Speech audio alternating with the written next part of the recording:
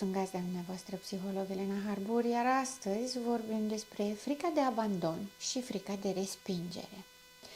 Deși teoretic toată lumea le are, când ne referim la ele și la orice alt sindrom sau simptom sau diferite comportamente care sunt altfel, ne referim la ceva care produce disfuncționalități, ceva care nu ne lasă să ne trăim viața în mod armonios și calitativ.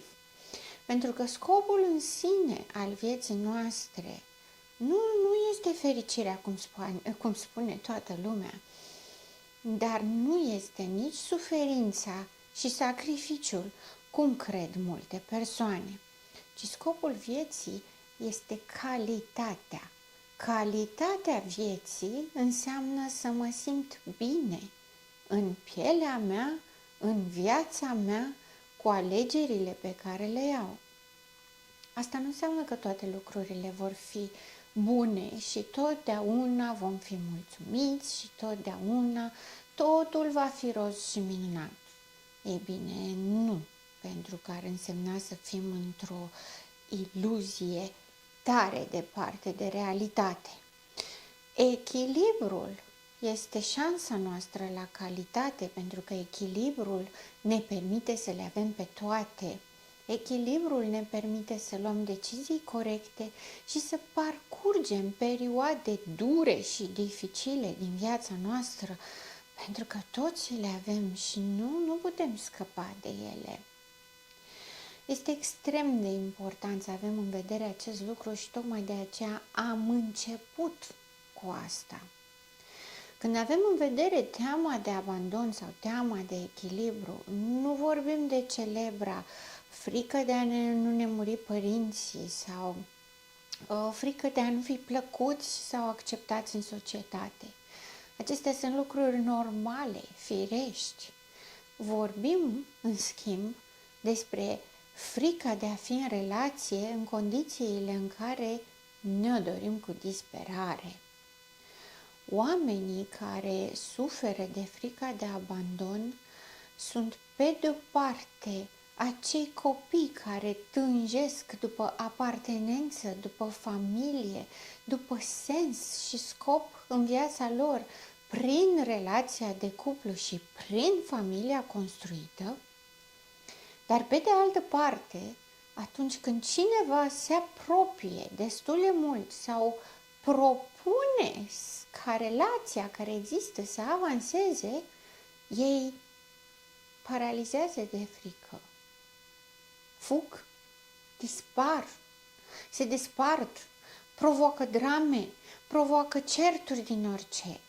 Găsesc tot felul de pretexte și de motive ca oficializarea relației să nu se întâmple. Nu pentru că le-ar fi rușine, nu pentru că n-ar fi cea mai bună opțiune, nu că nu le-ar plăcea să fie în relație.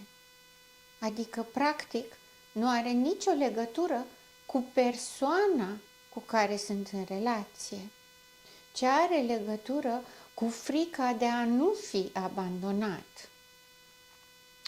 Abandonul și respingerea merg mână în mână, în sensul în care e cam greu să fiu abandonat fără să mă simt respins și este aproape imposibil să fiu respins fără să fiu abandonat. Deși respingerea există în relații sub diverse forme, mai ales în relațiile toxice, este plin de respingere. În relațiile toxice, persoanele resping partenerii în mod constant și dureros, îi umilesc, îi jignesc, doar ca să-i oblige să stea. Teama de abandon, teama de respingere nu sunt același lucru. Aș vrea să precizez acest lucru încă de la început, pentru că, deși ele merg mână în mână, ele nu reprezintă același lucru. Teama de abandon este teama de a nu fi uitat, adică un abandon emoțional și psihic, să nu uiți de mine și să nu-ți mai pese de mine, iar teama de respingere traduce să nu fiu suficient de bun pentru tine, să nu fiu suficient de bun încât să merit iubirea. După cum vedeți, aceste două variante care funcționează împreună, dar nu sunt inseparabile și nu sunt confundabile. Mi-aș dori foarte mult să nu le confundați, pentru că este o foarte mare diferență între ele. Ele sunt, după cum observați, profunde. Ele nu sunt un gând care mi-a venit odată pentru că l-am văzut pe iubitul meu că a fost atras sau interesat sau a cochetat cu o altă femeie. Nu sunt legate de soția mea care la o petrecere s-a distrat foarte bine cu un alt grup de prieteni. Nu sunt legate de lucruri pe care le trăim în mod obișnuit, ci ele există în mintea și în sufletul acelei persoane până la nivel somatic. Aceste persoane se îmbolnăvesc doar ca să țină partenerii lângă. Sunt în stare să se autoanuleze, să se distrugă pe dinăuntru, doar ca partenerului să fie frică sau jenă sau rușine sau milă și să nu plece. Frica de abandon face ca acești oameni să caute cu disperare relații, cu disperare contact cu altcineva. Sunt oameni care nu pot să trăiască singuri nici măcar o zi. Desigur, pentru că sunt convinsă că deja intuiți, este vorba despre atașamentul insecurizant. Sunt convinsă că ați mai auzit descrierea atașamentelor. Atașament securizant și atașament insecurizant. În atașamentul insecurizant avem atașamentul anxios, atașamentul evitant și atașamentul ambivalent. Atașamentul anxios are în vedere persoanele ale căror mame au fost anxioase. Atașamentul ambivalent are în vedere persoanele ale căror mame au fost reci și distante. Și atașamentul ambivalent are în vedere persoanele care au avut mame, hai să spunem toxice, oscilante. Te iubesc, ești viața mea, dar te bat sau te pedepsesc cu a nu te băga în seamă, a nu vorbi cu tine, a nu te mai vrea, a te certa, a te da afară din cameră atunci când greșești ceva. Toate lucrurile acestea se formează încă din primele luni de viață. Avem în vedere perioada de vârstă 0-2 ani. În acești 0-2 ani, atitudinea mamei față de copilul său este crucială. Îi determină toată viața pe care o va avea de aici înainte. Dacă mama este calmă, răbdătoare, dacă îi zâmbește copilului, îl mângâie cu candoare, are răbdare și toleranță față de plânsetele copilului și este promptă și tot timpul acolo, copilul va avea un atașament securizant. Desigur, lucrurile nu se opresc doar aici. Nu doar dacă îi zâmbești frumos copilului și îl mângâi, el va fi cel mai bun om de pe planetă în viața asta, ci există și comportamentul în perioada următoare în care copilul trece prin etapa în care trebuie să se separe de mamă. În perioada 0-2 ani copilul fuzionează cu mama. În apropierea celor 2 ani de zile, când copilul începe să meargă, când începe să exploreze mediul, să realizeze că mai există și alte persoane. Copilul nu mai este în fuziune cu mama, nu mai este una cu mama. Și atunci are nevoie din partea mamei să-l lase să exploreze și să-i ofere confort și siguranță că mama repară greșelile, că mama îl iartă când greșește, că mama va fi acolo pentru el și el are dreptul să exploreze. Mulți dintre părinți desconsideră această perioadă extrem de importantă. Mamele anxioase care își doresc să fie mame perfecte pentru copiii lor să fie perfecți, foarte grijulii, foarte posesive, chiar mai mult decât atât, sufocante, hiperprotective. Nu lasă propriul copil să cadă, să se murdărească, să facă așa cum făceam noi când eram copii, să ne jucăm în băltoacă în picioarele goale atunci când plouă. Acest tip de atitudine, aoleu să nu te lovești, aoleu să nu sufere copilul, aoleu să nu ceva, este exact atașamentul anxios despre care vorbeam. Pentru că atât timp cât mama este super protectivă, supra-prezentă, copilul nu poate face nimic pentru că mama știe mai bine, face în locul lui și nu cumva să pățească copilul ceva, copilul vede lumea ca pe un loc amenințător, pentru că asta îi spune mama. Aoleu, să nu pățești ceva. Copilul așa o ia, ad literam. Și atunci lumea devine un loc amenințător.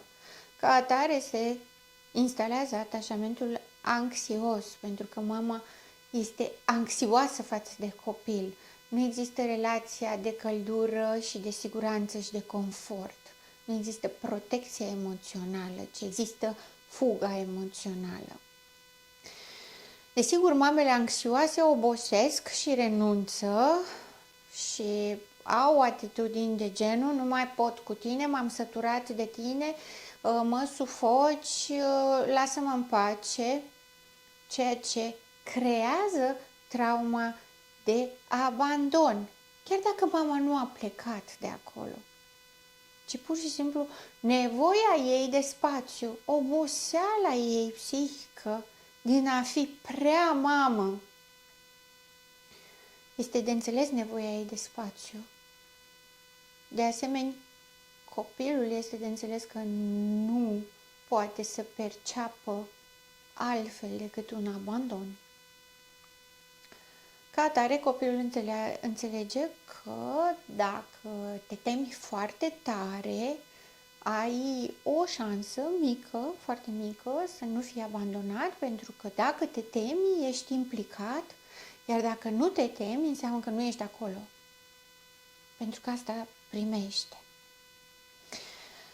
Mamele care, pe de altă parte, vor să facă copii ca să fie făcuți pentru că așa trebuie, pentru că așa este normal, pentru că de-aia te căsătorești, pentru că ajungi la o vârstă și trebuie făcut măcar un copil în lumea asta.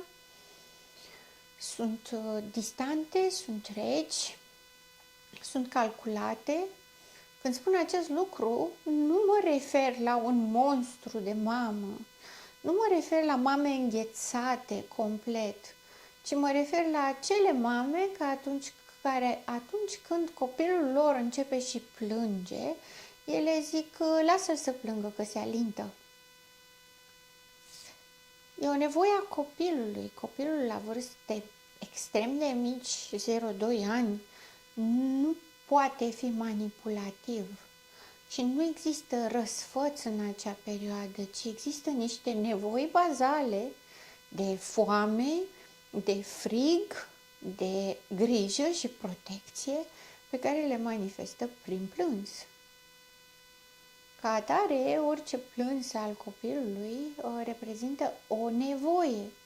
Desigur, de multe ori este frica de singurătate. Dacă un copil de între 0 și 2 ani este lăsat prea mult timp singur într-o cameră, el trăiește abandonul, pentru că la acea vârstă sistemul neuronal nu cuprinde așteptarea, nu cuprinde perspectiva viitorului. Ca atare, copilul nu știe dacă va rămâne acolo pe vecie singur sau mama se va întoarce.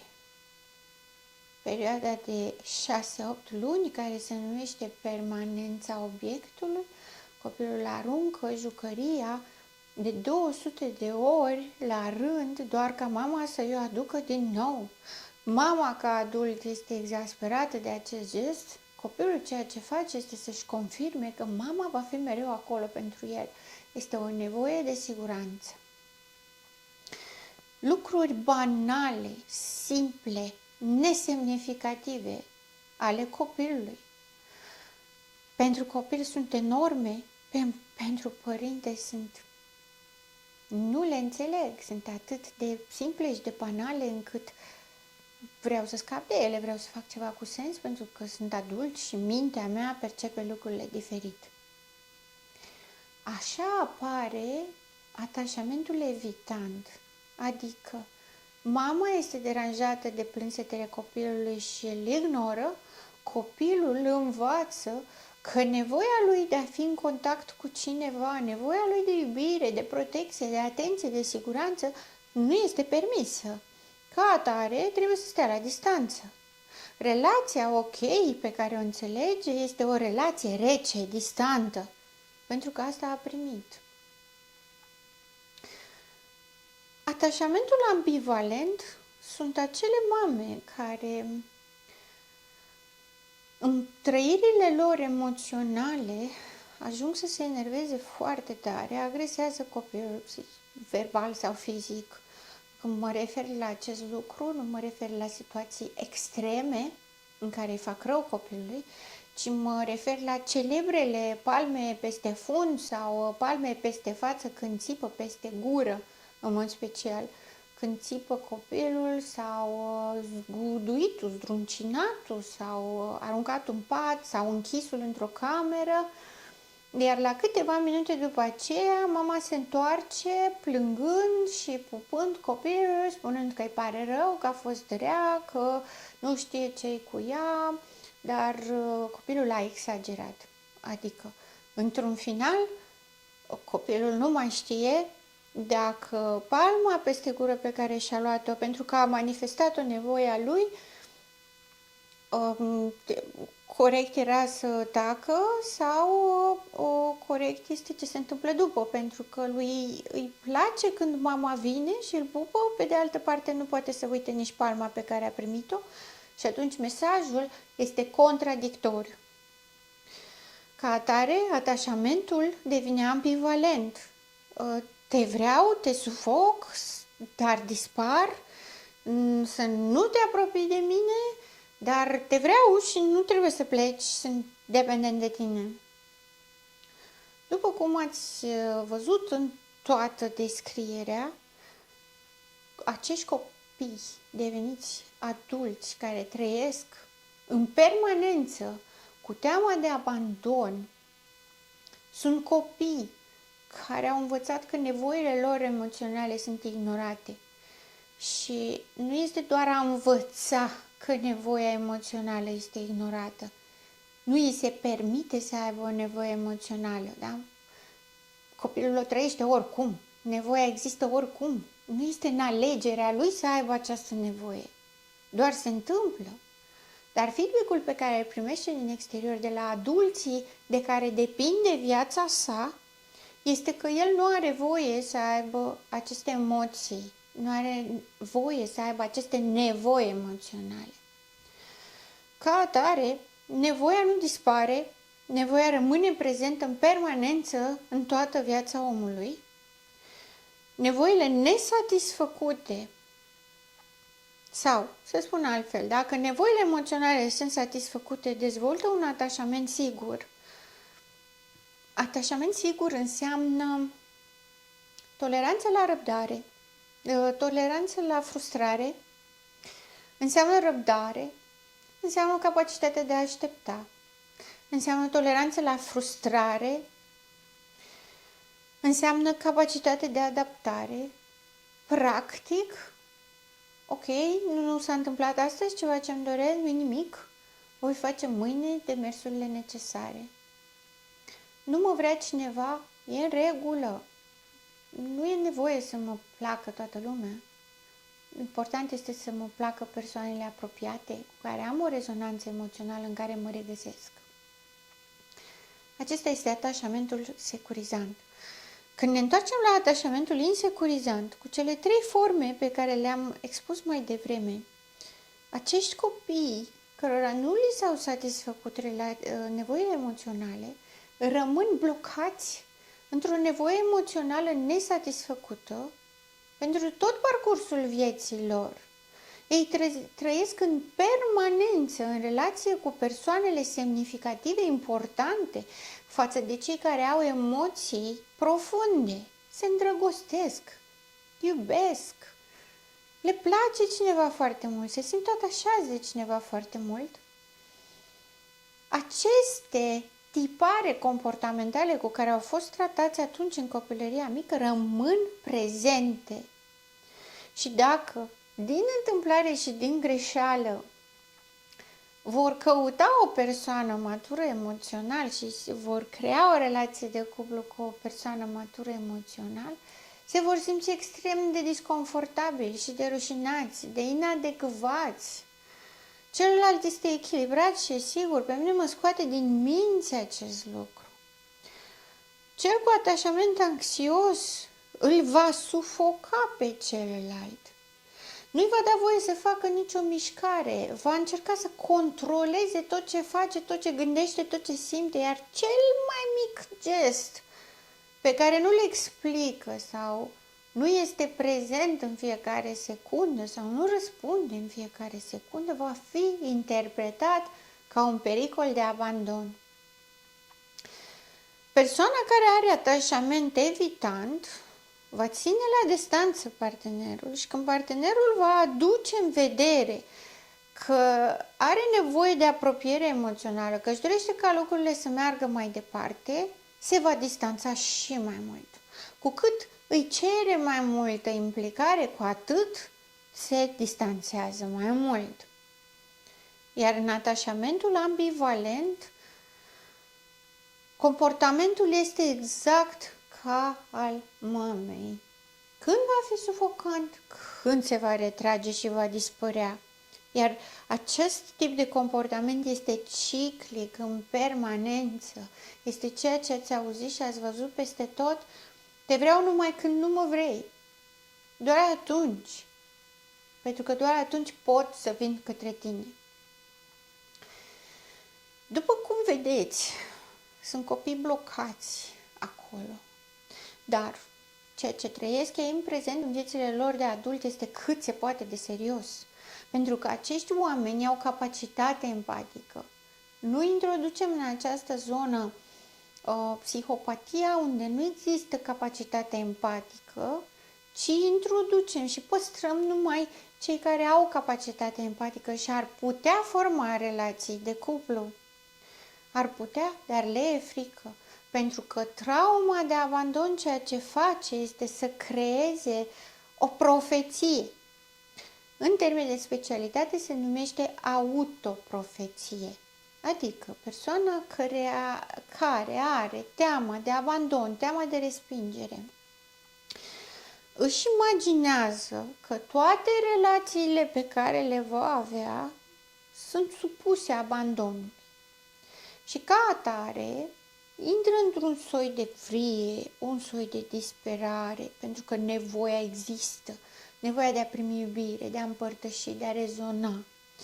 Este atât de puternică încât ei nu se pot controla. Intră, cum ar veni, compulsiv, din disperare în relații, caută persoane calme, echilibrate, liniștite, raționale sau caută total opusul tipului de atașament. Un anxios caută un evitant. Un evitant caută un anxios. Ambivalentul caută maturul, pentru că are nevoie să pună în ordine, ca să zic așa, să pună în conexiune cele două laturi ale sale. Această autoprofeție presupune că teama de abandon plusează în momentul în care persoanele caută parteneri, găsesc pe cineva, se îndrăgostesc foarte repede, brusc, total, totul este minunat, devin foarte naivi, se aruncă cu capul înainte, cum se spune pe românește. Sunt cufundați total în această iubire nouă, iar la un moment dat, când există o perioadă de liniște sau cuplul s-a format și lucrurile merg bine înainte și în mod normal ar trebui să intre într-o stabilitate care să conducă la progres ulterior, progresul relației, în acel moment intră teama de abandon și spune: tu vei fi abandonat. Te îndrăgostești degeaba pentru că o să pierzi, o să fii abandonat. Când vorbim de teamă de abandon, avem în primul rând în vedere pierderea. Dacă atașamentul sigur acceptă pierderea ca o normalitate a fi în relație, așa cum trăim cu moartea în fiecare zi din viața noastră, la fel trăim și cu abandonul în fiecare relație pe care o avem. Persoana care are atașament insecurizant, abandonul pentru această persoană înseamnă pierderea de sine, nu înseamnă pierderea unei companii, cum este la atașamentul securizant. În atașamentul securizant, ok, îmi pierd pe cineva drag mie, am pierdut o companie, am pierdut posibilitatea de a petrece timp împreună, dar nu mă afectează pe mine, nu mă destructurează. În atașamentul insecurizant, persoana se pierde pe sine, pentru că persoana care are atașament insecurizant investește în partenerul de cuplu toată persoana sa și investește partenerul de cuplu într-un mod ideal care ar trebui să-i dea substanță și sens vieții sale în sine. Și ca atare, să fie în relație presupune riscul de a se pierde pe sine la un moment dat. Această autoprofeție spune: tu vei fi abandonat oricum, pentru că tu nu meriți iubire. Ca atare, ceea ce se întâmplă este să aibă anumite comportamente care să-l tortureze pe celălalt, în mod special emoțional, astfel încât celălalt să fie atât de provocat în dragostea pe care o simte și în dorința de a fi împreună cu persoana respectivă, încât în fantezie a iubirii totale, ideale, profunde, ar trebui să accepte orice, doar să rămână în relație. În realitate, ceea ce se întâmplă, comportamentele pe care le face îl îndepărtează pe celălalt, iar celălalt la un moment dat nu mai suportă și pleacă, adică în mod conștient provoacă abandonul, pentru că atunci când abandonul se produce, să spună: vezi, ți-am spus eu că o să te abandoneze, ți-am spus eu că greșești dacă iubești, ți-am spus eu că nu ai ce căuta acolo, ți-am spus eu că nu meriți să fii iubit. Aceasta este autoprofeția pe care o creează frica de abandon și frica de respingere. Evident, condamnă orice relație. Pe de altă parte, am și o veste bună.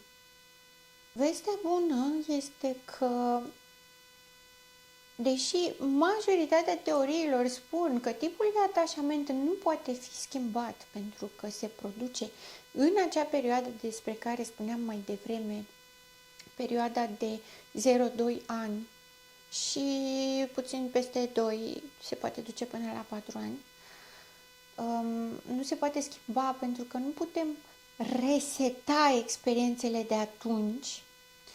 După cum bine observați în tot ce am descris mai devreme, fiecare om în parte reproduce comportamentul de iubire, de relație pe care l-a trăit în viața sa. Teama de abandon, teama de respingere, ele nu apar de niciunde. Ele sunt doar ceea ce oamenii au învățat, așa cum au fost tratați, așa tratează și ei mai departe. Din punctul meu de vedere, chiar dacă nu putem să ștergem cu buretele perioada 0-4 ani, să spunem, în care copilul a fost tratat într-un anume fel și a înțeles aceste relații într-un anume fel, există posibilitatea la nivel de adult să creăm noi paternuri. Dacă există doi parteneri care într-adevăr vor să meargă relația mai departe, vor să se implice în mod asumat în relație, dacă unul dintre ei este matur și unul este imatur, împreună cu terapeutul pot conlucra astfel încât persoana imatură să își înfrângă temerea de abandon și să creeze o relație sănătoasă și echilibrată pe termen lung, stabilind noi patternuri de relaționare, de data aceasta sănătoase, de data aceasta care să-i permită să existe într-o relație și să nu-și mai autosaboteze emoțiile. Realmente se poate. Și la asta mă refeream când am spus că este vestea bună. De asemenea, este important să știm că acești oameni chiar suferă și suferă în mod real. Ei chiar își doresc aceste relații și majoritatea dintre ei au capacitatea să facă relații. Sunt oameni ofertanți, sunt oameni care se atașează sincer și profund. Au resursele necesare unei relații, doar că nu știu ce să facă cu ea. Și deși necesită muncă și necesită timp și necesită foarte multă răbdare din partea partenerului matur și foarte multă determinare din partea partenerului imatur, se poate ajunge la o relație calitativă, sănătoasă. Am să revin cu un episod următor în care am să vorbesc de tipurile de relații care se nasc în această dinamică. Pentru că este mai ușor să înțelegem atunci când avem exemple practice, concrete, așa cum se vede și se întâlnește în realitate, decât să ne imaginăm numai ce ar putea însemna acest lucru. Sunt gazda dumneavoastră, psiholog Elena Harbur, și până data viitoare, rămâneți în echilibru.